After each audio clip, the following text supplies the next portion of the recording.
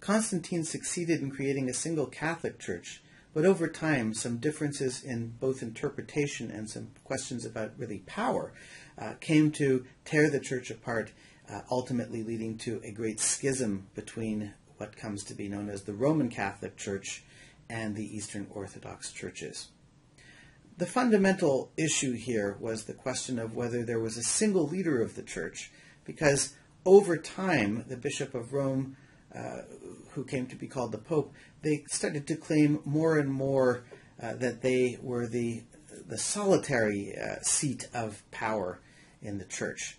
Whereas the Eastern Orthodox bishops, the four other bishops who were in charge of the early Christian Church, they maintained that these five different bishops were co-equal, that they all had an equal say. So when there were fundamental questions, the five would have to come together and come to some kind of an agreement. So that was one major disagreement. But over time, a variety of different disagreements arose. There was some question about whether the Nicene Creed should be changed, in particular whether the Holy Ghost proceeded only from the Father or also from the Son. The Roman Catholic Church went for the latter, and they added a little bit to express that, but the Eastern churches refused to accept it. Other, again, possibly minor issues, but depending on your perspective, they could be important, would be something like in communion, should the wafer that one eats, should it be leavened or should it be unleavened? Of course, it goes back to eating matzah at the Last Supper, unleavened bread. But the Eastern Orthodox churches in this case said that that it should be leavened bread, presumably referring to the rising of Christ symbolically there. So you had some, legitimate disagreements over interpretation, but over time the Eastern churches and the Western Church in Rome came to just really disagree on a lot of fundamental issues.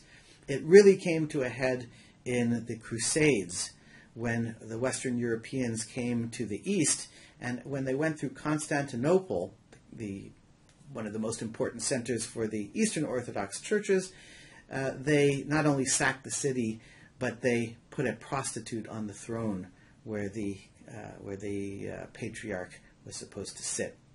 This kind of disrespect for the Eastern Orthodox churches ultimately led to both sides excommunicating each other and really going finally their separate ways. That's known as the First Great Schism in the Catholic Church.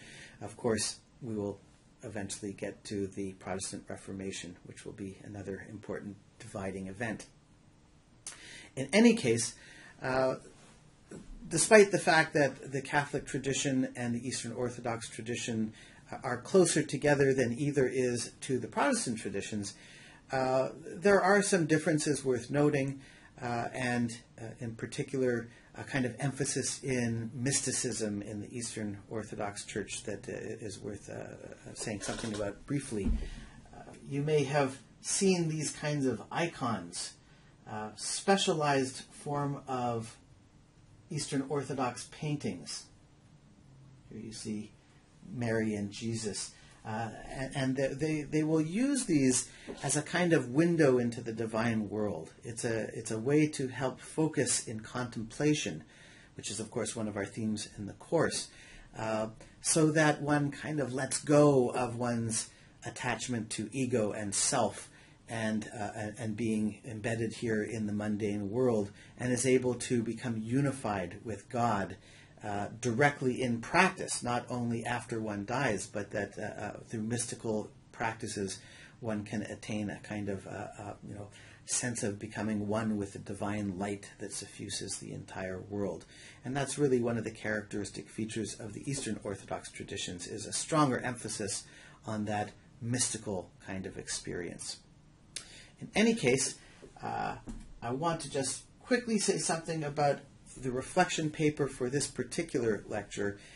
I will try in general to have just one, but in this case I felt there was a real distinction between the first part of the lecture and the second part. So I've divided into two different reflection papers, but I only want you to do one of them. Don't try and do both.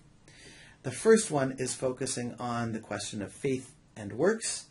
What is the relationship between them? And the second one on the question of unity and diversity. What does it mean that the Catholic Church ultimately was divided into two, and can we have different versions of the truth, either in Christianity or just more generally in religion?